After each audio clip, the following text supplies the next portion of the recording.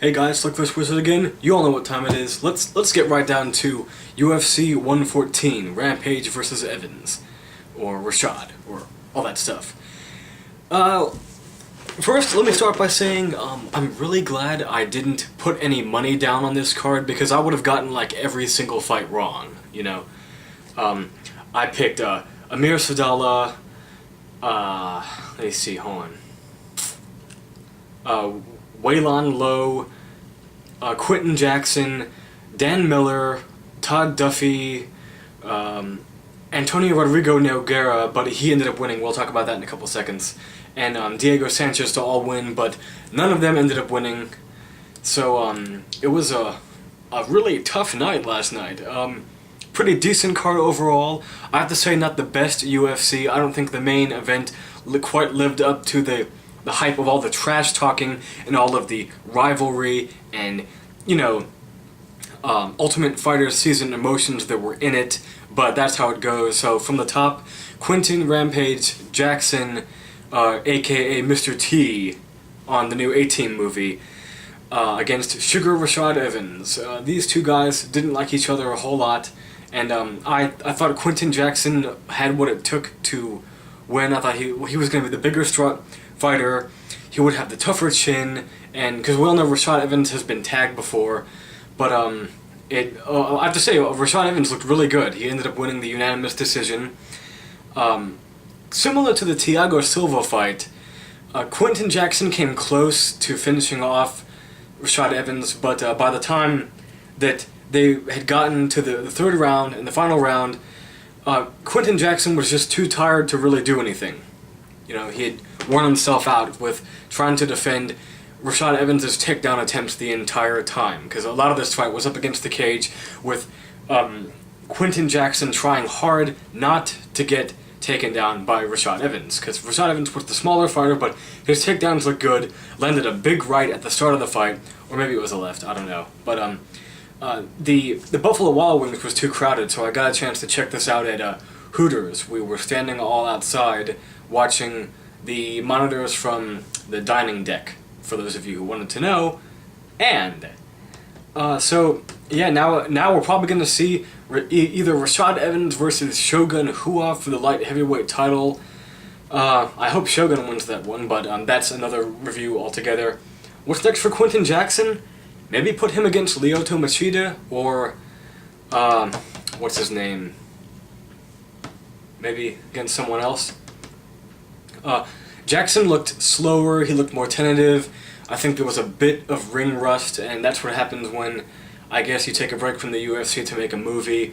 Rampage himself is now regretting his decision to make that A-Team movie.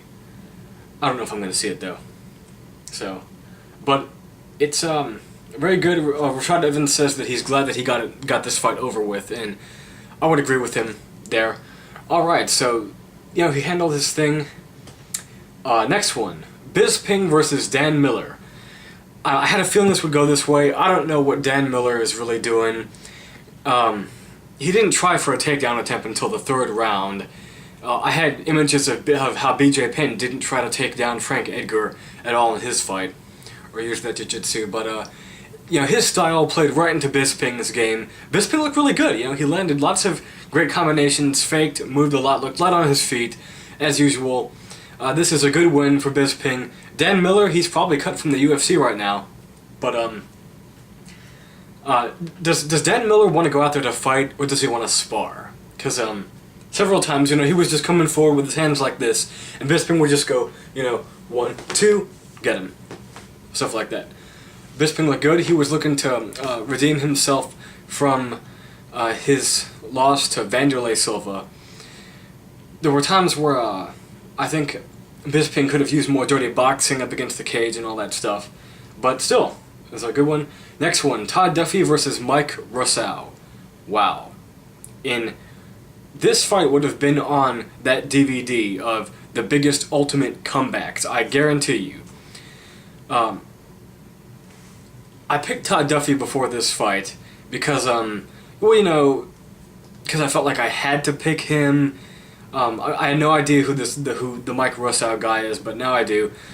First round, Todd Duffy went out there, tried to do what he did against Tim Hague in 7 seconds, and he blasted Mike Russow with a whole lot of shots.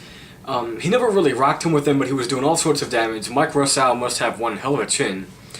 Russow could not take Duffy down, and Duffy started to slow, and I began to think, why doesn't Duffy try to take him down, and all that stuff. And then in the third round, out of nowhere, I see Todd Duffy go down. Yeah. Russow went out there and eventually just threw a clipping right punch to like this side, like the eye or the temple, and Duffy just went out. That's it.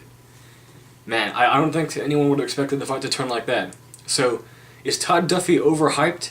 He just might be. I don't know what's really next for him, so, hey, mad props to Mike Russow.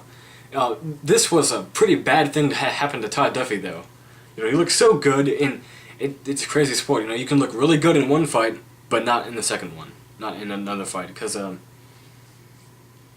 I read it somewhere, anyone can look good with just one lucky punch. Isn't that right? So could you... Sorry, okay. Next one. We got Antonio Rodrigo Nogueira versus Jason Brills. Jason Brills really did a lot more in this fight than most people anticipated. Antonio Rodrigo Nogueira, of course, went out there, and in his first matchup at UFC 106, he blasted Luis K, knocked him out pretty bad, or TKO, or however it goes. And in this one, he was originally going to fight Forrest Griffin. That would have been an intriguing matchup. But I gave the first round to Brills, because he got, I think, the takedown twice, and he just did more. He dictated the fight, just like Rashad Evans dictated the entire fight with Quinton Jackson. It's like Quinton Jackson wasn't prepared for how good Rashad Evans' takedowns were. So, alright, back to the Nogueira-Brills fight. Now this is, as in Nogueira, we're saying this is Little Nog, not Big Nog, Nogueira, because, hold on. Brothers in Arms, check it out, like Big Nog, Little Nog, I guess, or Nogueira's or something like that. Good story, they got Brothers in Arms, get it? Yeah. Anyways, yeah, I gave round 2 also to Brills. The only round I gave to Nogueira was round 3. I thought it was a bit of a robbery. The MMA analyst doesn't agree with that.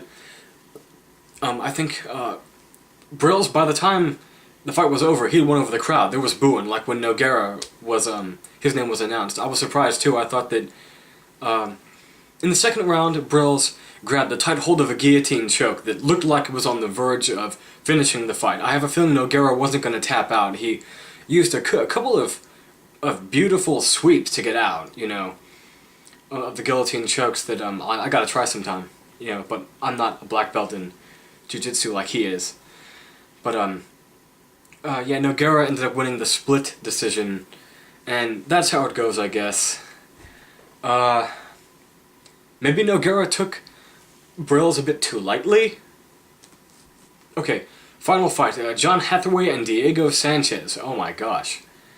Wow, John Hathaway blasted Sanchez, and just mad props to John Hathaway for defeating Diego Sanchez. Hathaway was the faster fighter, the better striker. He was a little bit bigger too. Really took it to Sanchez. This kind of reminded me also of Sanchez's fight with BJ Penn, where Sanchez was all, his animosity was getting ready to go, and he came out and he likes to throw those 1-2, 1-2 straight punches, kind of like Lyoto Machida. But John Hathaway saw Sanchez's takedowns coming a mile away and hit him square with a knee, and badly rocked him with that. I think maybe Hathaway missed the chance to finish it, but that was a really good one for him. Yep, the Brit. He's also unbeaten, let me see. Yep, he's got 13 wins, 5 of those are by knockout, 3 are by submission, 5 are by decision. And before Diego Sanchez, he just beat Paul Taylor and Rick Story. Those were all by decision. Okay, and next fight, hometown guy, Amir Sadallah, didn't have an answer for Don Hyun Kim, so, ground game. This fight was live on Spike, and I got a chance to catch some of it too. Oh dang, getting low on time. Alright, well I better still wrap it up right now. Just congrats to Don Hyun Kim, Amir Sadala, tough, that's how it is, and congratulations to Efren Escudero. Well that's it for now. MMA, it's awesome. Keep up with it. Bye guys.